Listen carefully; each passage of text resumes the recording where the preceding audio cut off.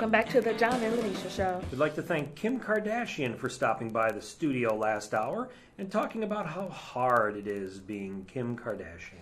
Sounds like her life is so hard. At least she's got supportive sisters. Yep, the KKK sticks together. Kim, Chloe, and Courtney. Never mind. They got cute hoods, too. Never mind. They're wearing their hoodies. Thanks, John. Thanks. Let's see. What's going on? Speaking of dysfunctional organizations, so right now in Springfield, downstate Illinois, there's pension reform packages that Governor Quinn has proposed, kind of going through the General Assembly, and the thing is that there needs to be some kind of pension reform, and ultimately, as anybody who's not a public employee will tell you, what is a pension? That's what I'd like to know. Yeah. What is a pension? I have never in my life been fortunate enough to work anywhere that had pensions. Okay? This was something, definitely a kind of a 40s and 50s thing. Okay. With the idea of, hey, you kind of fund this pension and you'll get essentially a little bit of a lower, but kind of a salary after you retire, along with kind of full benefits and all that. What we basically found was, unfortunately, people are living longer, retiring earlier, and the pensions can't handle everything. Even though you put your money into it. Even though you put your money into it. And that's the thing, is ultimately the pensions, they haven't been planned a lot of them not planned very well, but in some cases too they're mismanaged. And when it comes to especially the Illinois government pensions, in a lot of ways, recent years, in order to balance budgets, they've done done short-sighted things like, oh, we'll just underfund a pension for a little while. And the problem is that by law you have to eventually replenish that pension, and it's basically come time to pay the piper. Now the thing is of course is that public employees, the public unions, are kind of all crying over the changes, and we'll have to say this: they're going to, and of course they don't call it an entitlement for nothing. People feel like they're entitled to get it. The thing is that one would hope that they would eventually just look at it and go, well, 95% of people in the working world get, they have 401ks and they don't get these lavish pensions. So, right. But that's in today's world. Exactly. That's today. And the other thing is do that two-tiered system where new employees immediately don't get pensions, they get a 401k or something like that. The thing that I think is kind of funny is that the state officials, a lot of them that are involved with these pensions and trying to reform them, are the same ones, first of all, that underfunded the systems, and they've also gamed the system.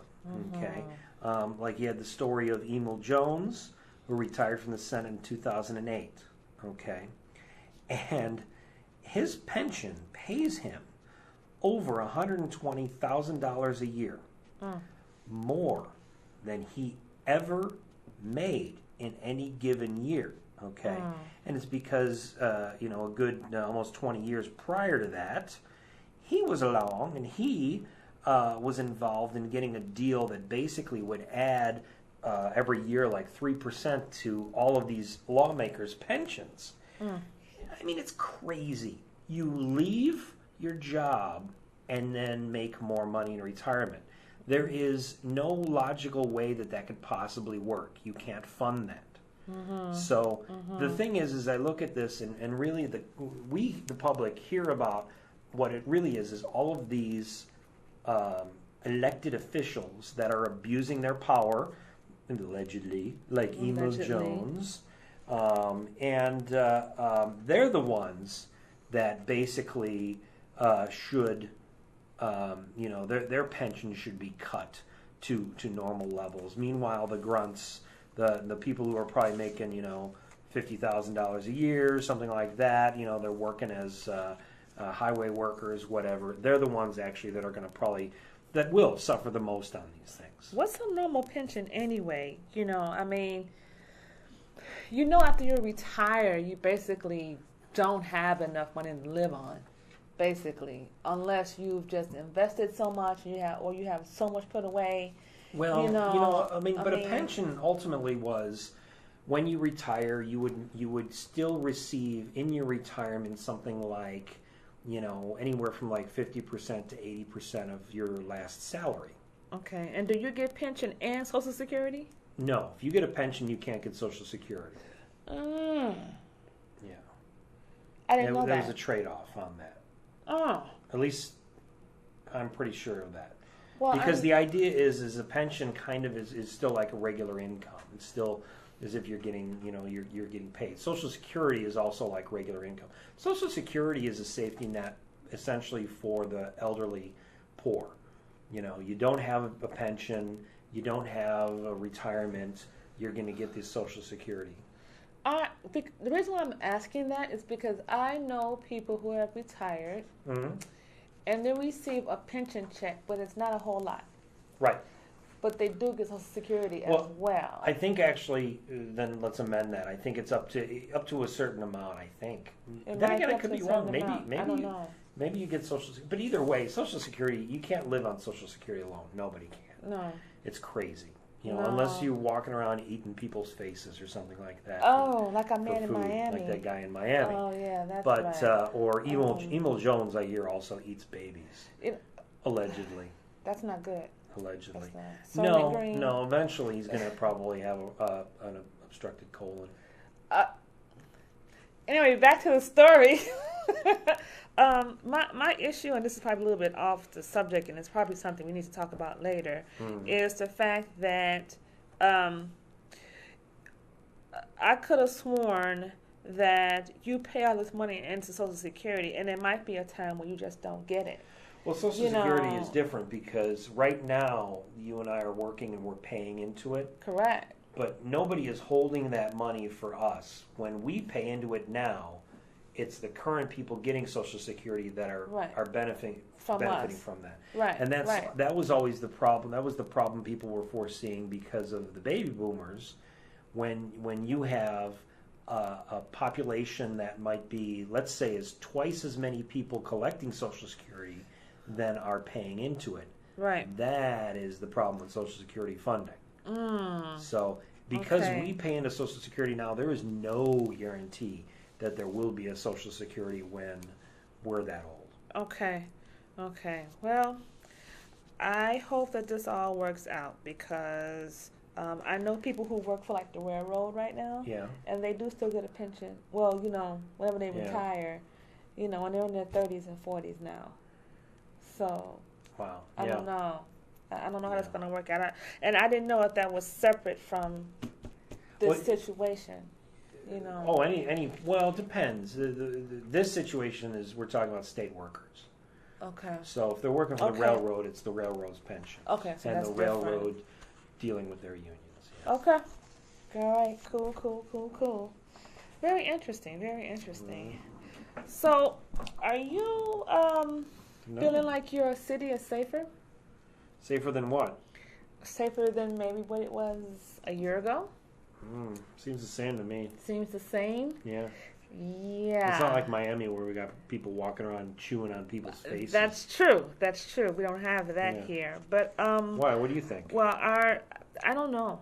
To me, it just seems like there's still too many people dying unnecessarily, getting shot, getting attacked, unnecessarily. But the big top cop down there, Mr. Gary McCarthy, says that even though we've had, a lot of violence, and I'm going to particularly talk about over the weekend because it was Memorial Day weekend, that there were 10 people shot and killed and 40 others wounded, but their strategy to curb gang violence throughout the city is working.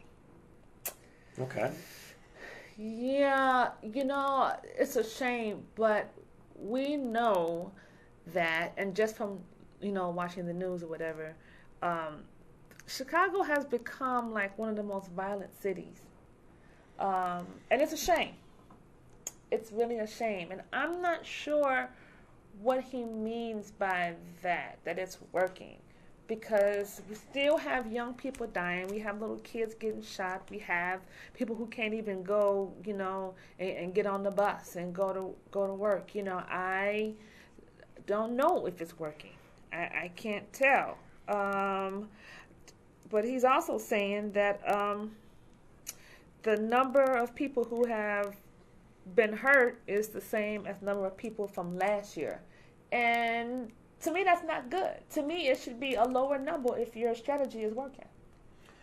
You know what? Honestly, I think we need to see crime numbers separated from gangs and everything else. Because the way I look at it, you can only stop. These gangs basically are walking around. They want to kill. It's how do we stop all of them? It just. You're not gonna. I mean, somehow we got to figure out how to get these people out of the gangs. We've got to disarm them. We've got to get them, if they've got disputes, maybe, just play beat it and have them dancing around and all of that. That was a video, right? They can do a little hopping and a little popping. That was a video, right? Well, back in the 80s, gangs frequently would break dance in order to mediate disputes. And this for a fact. I saw Breakin' 2 Electric Boogaloo. Okay. Yeah, that wasn't real, sir. It seemed real enough to me. It's not real, sir. And you got your gang members walking around with like bottles on their fingers and warriors, bottles and all that on stuff. their fingers. And all that. So we just need to go back to that, where the gang members were using their fists and not the guns. I think maybe we need to do an exchange, fists for guns or something like that. They've done that give kind gang of, members fists or something. Give them fists. Okay. Yeah. They've done that, several times. Yeah. Come bring in a gun. We give you a gift certificate or something. Maybe we should give the gang members. How about you bring in a gun? We'll give you a brick of heroin. That doesn't solve the problem. Oh, it solves the violence problem, sure. But then they want more heroin. Well, then they can come in and they get more heroin if they give us more guns. No, okay, no, I think I'm not saying I have a perfect strategy. I'm going to go back to the education factor. All right, education. Yes, I say educate our people, educate our kids. Education is the key to everything. And if they have education, I don't mean just schooling. I mean just education and, how you're hurting people, education and some type of support groups, anything like that to get people off the street. And it probably does start at home. Driver's ed. It'll get people in cars. But sex ed. Ooh, make more people. Okay. Thanks, John. You contribute so much to this conversation. I appreciate it. I'm not saying I have the answers. I'm just throwing out some ideas. I'm an idea guy. I'm not an answer guy. Thank you. You're welcome. Thank you. Appreciate it. Oh, we'll be right back after these words from Peter. Join Peter today and get a free t-shirt that proudly proclaims you are a part of people who eat tasty animals. Peter, animals, yum. You're listening to The John and Linetia Show.